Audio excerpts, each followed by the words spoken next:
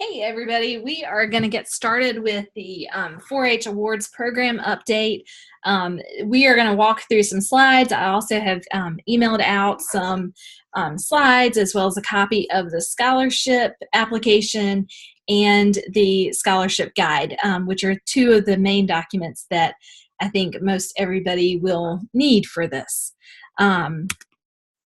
A couple of things that we want to go through tonight is sort of an overview of the North Carolina 4-H Awards Program. We want to really deep dive into 4-H scholarships. I think that's why a lot of people are logging on to this.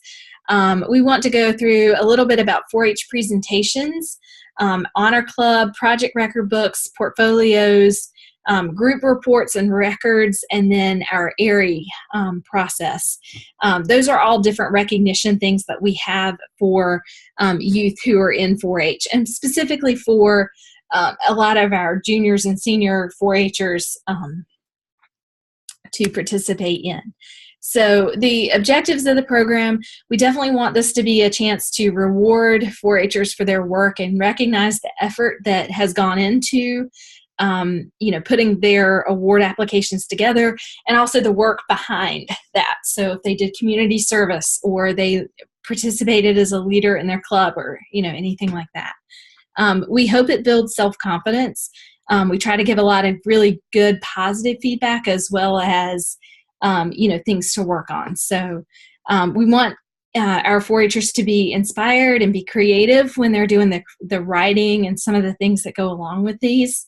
And then we want to develop the talents and interests. We want kids to know kind of what is available in 4-H and how to explore it.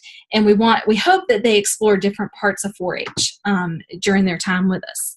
And lastly, there is some degree of self-assessment and reflection in these processes. We think that is a really big part of helping kids learn kind of that experiential learning model. So, here we jumped in, we did something, then we talked about it, we processed it, and we reflected, and, what would we do differently? What can we take from this experience and apply to the next thing? The benefits of participating in awards programs, we definitely want to build life skills, be positive youth development role models. We want to help 4-Hers be successful in college, so we want to give them scholarship money to help them do that because college is expensive.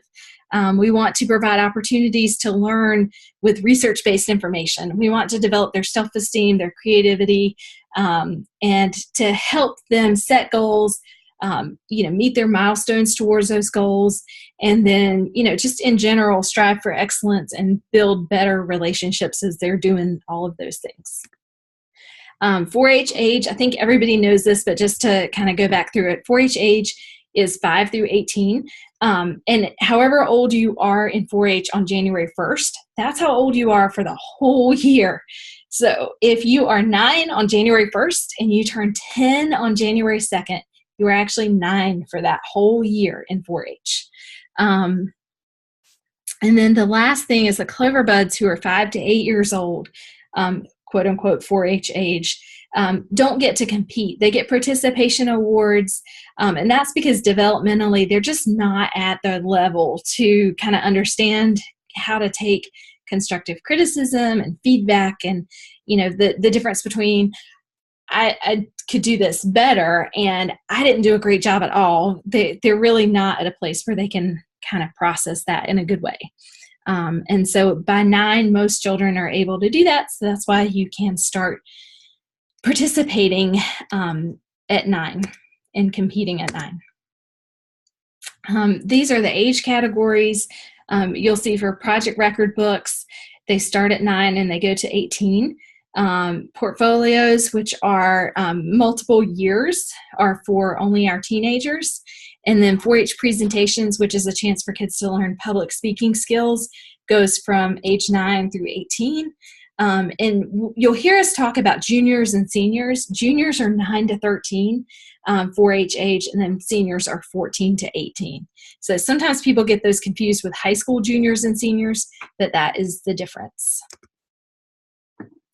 To be part of any of the things that we're going to talk about tonight, You have to be a 4-H club member or member at large. You have to have completed a 4-H enrollment form, a 4-H medical form. They do not have to be notarized any longer, but you still need to have the med form. And then we want everybody to be familiar with the code of conduct. I've linked there's the hyperlink to our page with all of our forms on there if you're not in 4-H and you wanted to join. That is how you would do it. And the other question that we get a lot is there a fee to join 4-H? And the answer is no.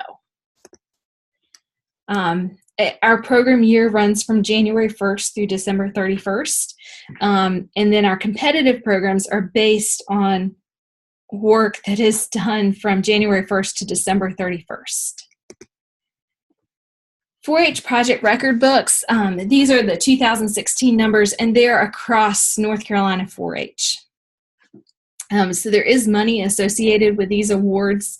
There were 643 kids in North Carolina who participated in project record books, and a total of $7,450 was given out for those record books to award winners. And that's actual cash money that goes to the youth participant. 4-H portfolios, which again are for 13 and up. There were 82 who participated, and there was $4,600 that was awarded. You can see the different cash prizes at different levels. These are all the state awards. So there's $100 for gold, $50 for silver, and then $25 for bronze for 13 to 15. And then the money gets bigger for 16 to 18-year-olds. So gold gets $150, silver $100, and then bronze $50. 4-H scholarships. So this is one area where we definitely want to encourage all of our senior 4-Hers to apply for scholarships. It doesn't matter if you're going to technical school. It doesn't matter if you're going to 4-year school. All of those count for some of the scholarships. So last year, 86 kids applied for scholarships. There were 793 scholarship applications turned in. So 86 youth applied. Each youth applied for multiple scholarships. 60 scholarships were given out. So you can see even out of 86 kids who applied, 60 of those actually got money. So it's definitely worth doing. The scholarships, kind of range in different amounts, and some are renewable and some are not. The total that will be awarded this year is about $54,000, almost $55,000 in awards. For presentations, just sometimes we get questions about how competitive are different programs. At district activity days, so there are 5 across the state, there's 841 participants divided amongst 5 districts. And then for state presentation finals, there's about almost 400 kids who make it to the state finals. All in all, we know there's a lot of different ways to incentivize participation. Money is one that we over and over and over have found works.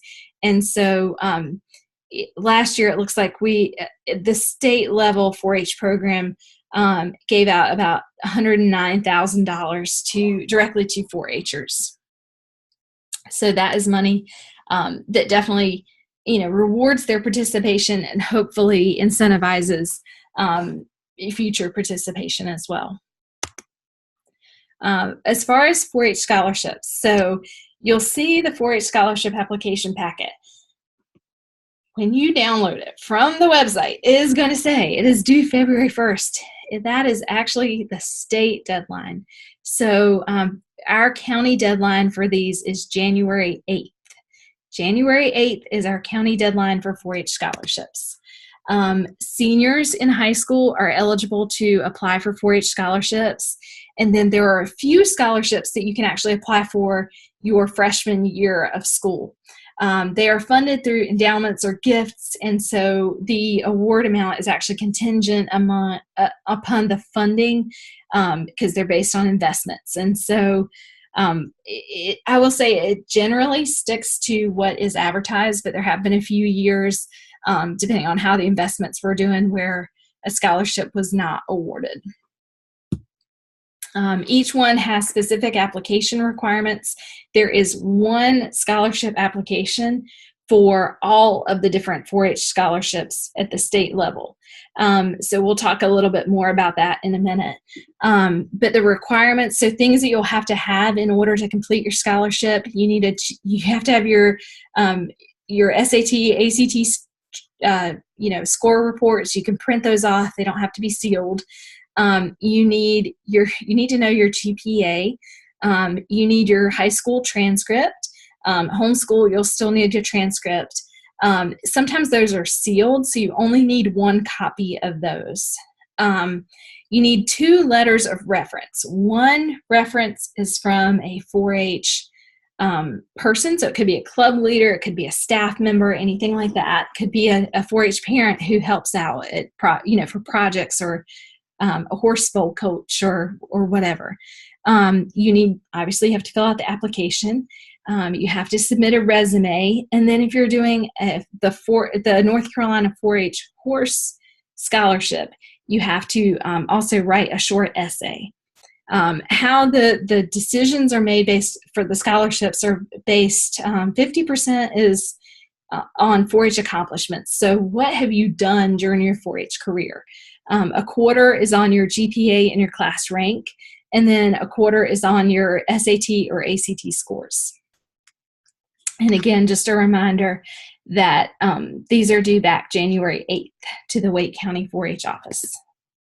I've included the links again in case anybody needs those for the guidebook and the application. The guidebook is something that you should read before you turn in your application, and that is so that you know who is eligible for which scholarships.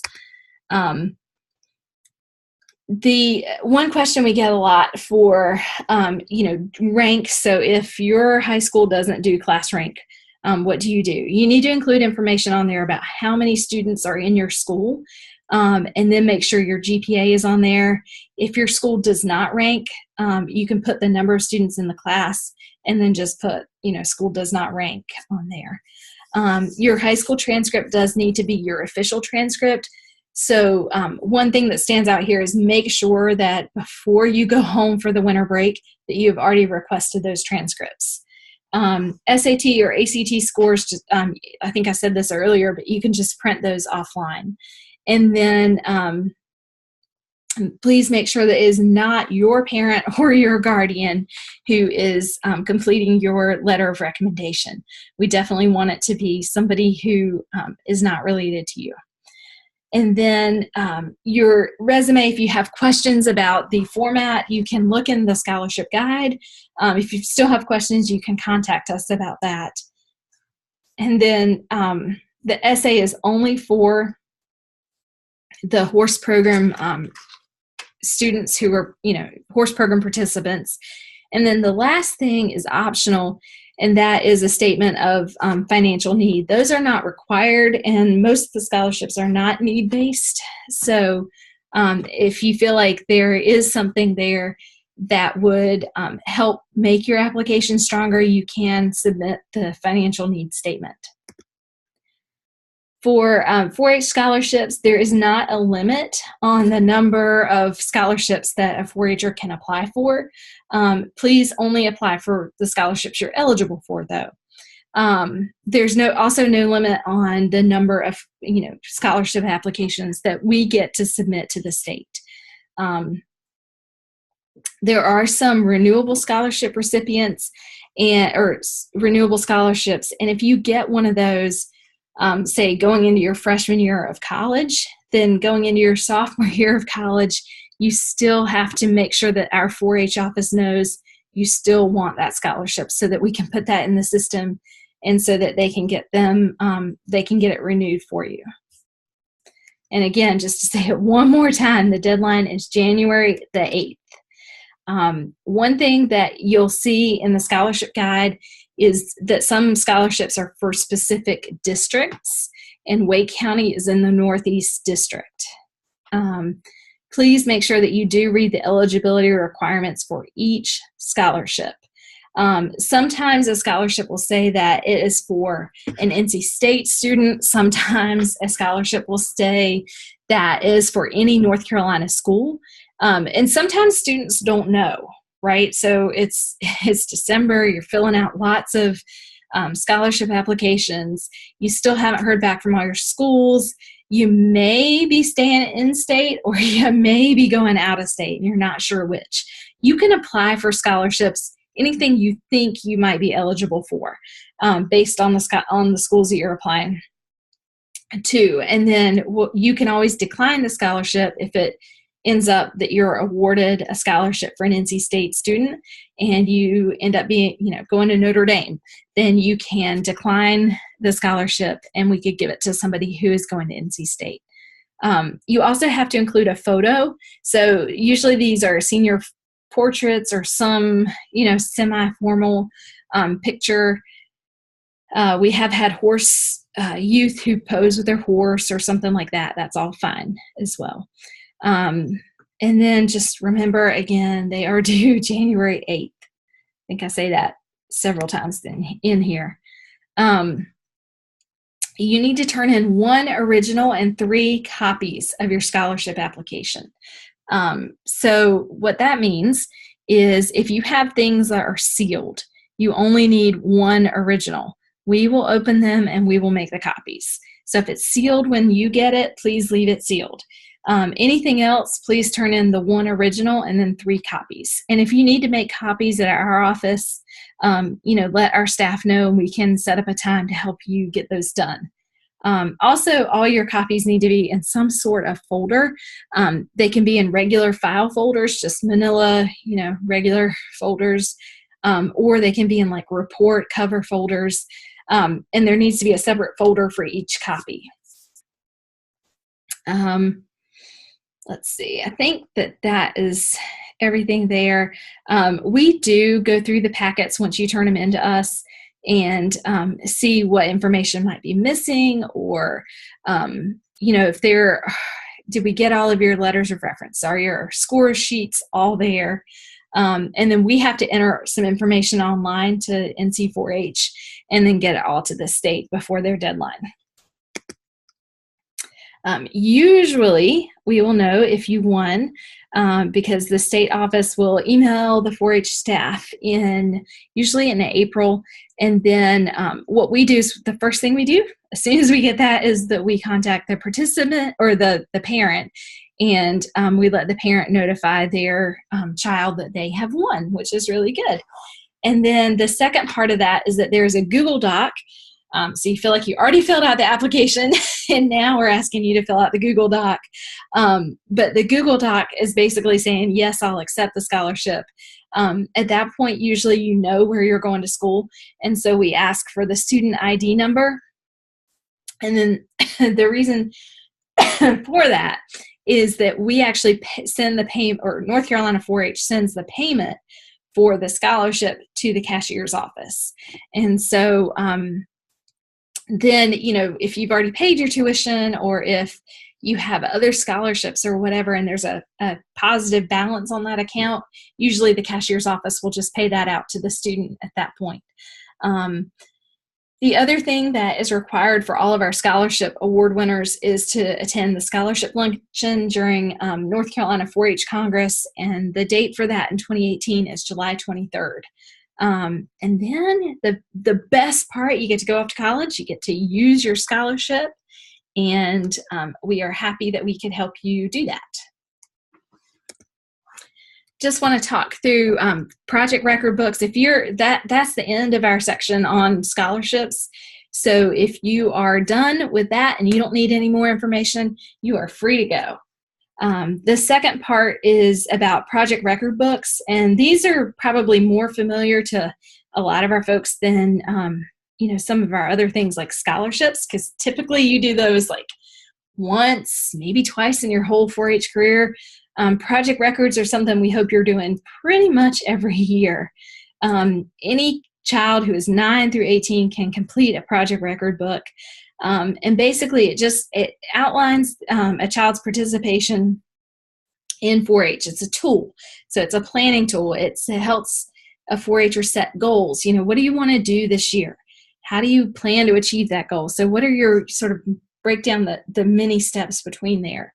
And then there's, space to record and report on the activities you did. There's places to put pictures or poems or videos, things like that to show, the learning that has taken place, as well as just a celebration of the effort that went into that. There are 9 different categories, and then the year for the record books, they actually should cover January through December. So it's 12 months of work, and it is not a school year, which is really different and really hard to remember for some of our 4-Hers, but they really cover January through December. So the record books you turn in January 2018 should cover January 2017 to December 2017. They are due to the state office for competition March 1st. They are due on January 8th for Wake County participants to the Wake County office, because we have one awards deadline. And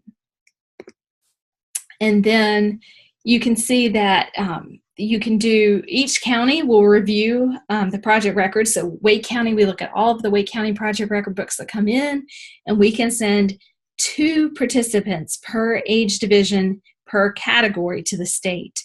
And then we can only send 2 maximum 4-H record books from any one 4-Her to the state. Please do not put, this is new for Wake County participants for 2018, please do not put your record book documents in a 3-ring binder, and do not put them into a scrapbook or a photo album. Please put them into the report covers that are linked here. You'll see it where it says shop4h.org. They are fairly cheap on the 4-H Mall. I think they were on sale for like $2. You can reuse them from year to year if you want. And again, they are due January 8th. Also, once you've been a district gold winner in a curriculum area, so if you did citizenship for a 9 to 10-year-old and you won district gold, the next year you cannot participate in citizenship as a 10-year-old if you won it as a 9-year-old. You could participate in, leadership and personal development, but just not the same category that you had won the previous year. Portfolios are similar to record books. A lot of people get those confused. Portfolios are a little bit different in that they cover 3 years. They're sort of like a 3-year record book that outlines participation in the program. So it's the same sort of things that we see in record books. What are your goals? What was your plan to achieve the goals? And how do you report out on what you actually learned or did? The age categories are 13 to 15 and 16 to 18, and there's 22 different categories. There are a bunch of different categories. The year runs January through December on these, and it will actually, these look back for 3 years. So this should say 2017, 2016, and 2015 should be the work that is recorded there. And then again, just like the record books, please do not put them in a 3-ring binder or in a scrapbook. I'm going to click this and see if I can get to the 4-H Mall. Okay, so this is what it looks like when you go to the 4-H Mall. You can type up here in the search box for record books, and you'll see that they come up just like this. There's several different versions. So if you're participating in horse, you can get a specific one for there. They sell one that's a durable vinyl cover record book, so that's a little, you could use it multiple years if you want. And then this is the one that we recommend. It's just a plain green traditional record book cover. We usually have some at our 4-H office, so if you don't have one and you want to get one, they're pretty cheap, and if that is a barrier, then we can definitely help you out with that. So keep that in mind. And then let's see, just a few more reminders here about portfolios. There isn't enough, so everybody who enters a portfolio to Wake County 4-H, we turn that over to the state. So we don't have a limit on how many, so record books, it's 2 per category per age. Portfolios, it's very broad as far as who we can turn, which ones we can turn into the state. And just keep in mind, there is the requirement here that, once you win gold in a program area in that so a 13 to 15-year-old gold in citizenship cannot, the next year you need to pick a different category. And then presentations are another thing. So I think a lot of you are probably familiar with 4-H presentations. It's where we want our 4-Hers to pick a topic that's interesting to them, something either they've learned about or they want to learn about, and then they put together basically either it could be a demonstration, depending on whether they use props or not. And if they don't use props, it's usually, we just call that public speaking, and that's where they're really focused on the oral presentation skills. We have 4-H presentations at the county, district, and state levels. And then the district gold winners, so you participate at the county level, and then pretty much everybody who participates at the county level gets to go to district. And then from district, the district gold winners all go to the state finals, which happen during 4-H Congress. And then the awards, so there's cash, there's medals that are awarded instead of cash presentations for these. And the age categories for presentations should look familiar at this point. So it's 9 to 10-year-olds, 13 to 15-year-olds, 9, 10, 11 to 13, 14 to 18 are the different categories. So you see those here on the screen. And each county can enter 2 participants per age division per category for district competition. So usually this is not a problem for 4-H in Wake County, but if, for instance, we had 10 different presentations by 9-year-olds in science and technology, we would want to split those amongst different categories as we went to district competition. You can also only do 1 presentation per year. So you can do 1 presentation, and then there's something called there's like a performing arts contest that you can also participate in. And again, same rule for presentations. Once you've won gold in that age category, you can't do that age division and category again. District Activity Day, this is a little bit more information, but I think we've covered it all at this point. Our District Activity Day for 2018 for the Northeast District, which Wake County is a part of, is June 20th in Warren County. We also usually provide transportation from the Wake County 4-H office to the district presentation. So don't let the fact that you have to travel to Warren County, we will take care of that. And then the state level presentations happen at NC 4-H Congress. The gold, silver, and bronze awards are given out, and the date for state presentations is July 21st, 2018. The last thing I want to mention is AIRI, which is Application, Interview, Resume, and Essay. And this is a competition that I wish more of our 4-Hers would do. It tends to be a really well-kept secret sometimes, and it shouldn't be. In part because, number one, there's some cool prizes that you can win from this, and number two, which is probably the more important part here, is that these are just really good skills that we know that 4-Hers are going to need when they apply for scholarships, when they apply for colleges, and when they apply for jobs later on. So I feel like this is a really applicable contest that warrants participation. AIRI was designed, obviously, to help to do exactly that. So to help our older 4-Hers get ready for jobs and college. And what they found is that sometimes having younger kids practice and not compete is actually really helpful for these same things. So there's a mock AIRI for younger kids, but the main competitive AIRI is for 14 to 18-year-olds.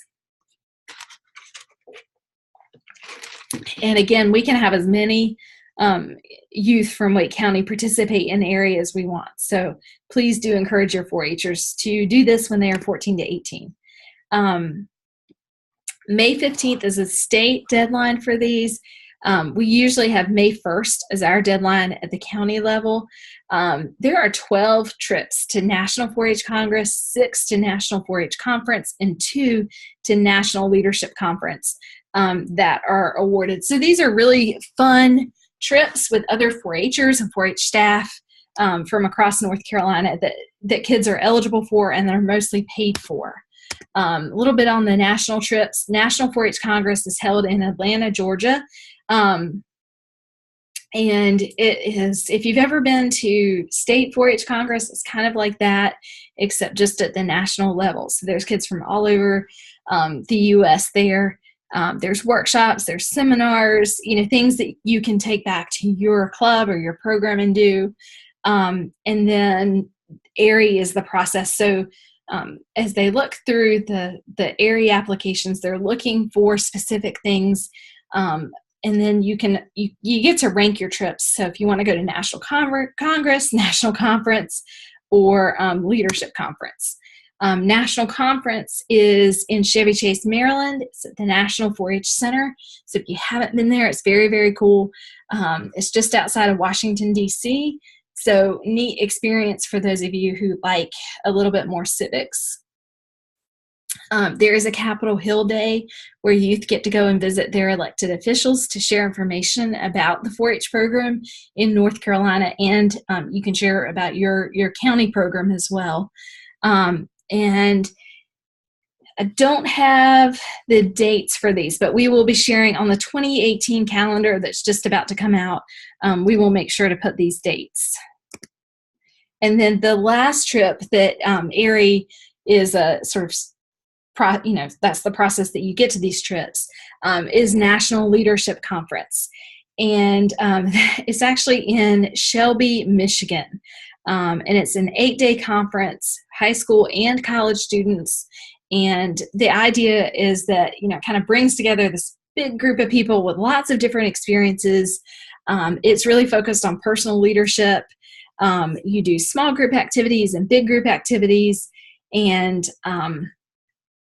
there are only 2 trips awarded every year for this. So this is a really cool thing, especially for kids who maybe have already been to Citizenship Washington or, participated kind of at that level. This is something different. And then lastly, we want to mention 4-H Honor Club. This is something that is a really big honor. It's kind of, if you looked at all of the 4-H membership in North Carolina, only 0.5% of participants get in. You can see the requirements at the bottom here. You have to have been in 4-H for 3 years or longer in order to be part of the Honor Club, and you have to be at least 16 years old, but not over 20. So sometimes even our college, our students that graduate and start their freshman or sophomore year of college can come back and get inducted. And then you actually get to stay a member as an adult. So that is kind of cool. It is a service organization. So this group comes back together during the year a couple of times to, usually it's a service project that they do. Sometimes it's at one of our 4-H camps, things like that. So those applications, the state deadline again is February 1. Our deadline is the same as the deadline for scholarships and record books, so it's January 8th. And just a couple of different activities that they do. So you get inducted into the 4-H Honor Club during 4-H Congress. So that there's a candle lighting ceremony. So if you've ever been in 4-H Congress or your 4-Hers have been, they've seen it there. And then another thing that people just don't know a lot about is group records. I just put this in here at the end. If your club wants to submit a record book, you can do kind of a club record book. And then you can see that we give out $150, the state gives out $150 for first place, $100 for second, and $50 for third. And those are also due January 8th. You're probably tired of hearing me say January 8th, but January 8th. And we can submit one per subject area to the state. So we encourage people to turn those in. Again, a couple more dates to just remember. And then remember, our area application for Wake County is going to be May 1st. Here are links to the 4-H Awards Handbook and the NC 4-H page if you have other questions. So thank you for joining us for this webinar. If you have questions, you can email 4H, just the number 4, letter H, at wakegov.com, or you can call 919-250-1093, and we'll be happy to answer your questions. All right. Thanks for joining.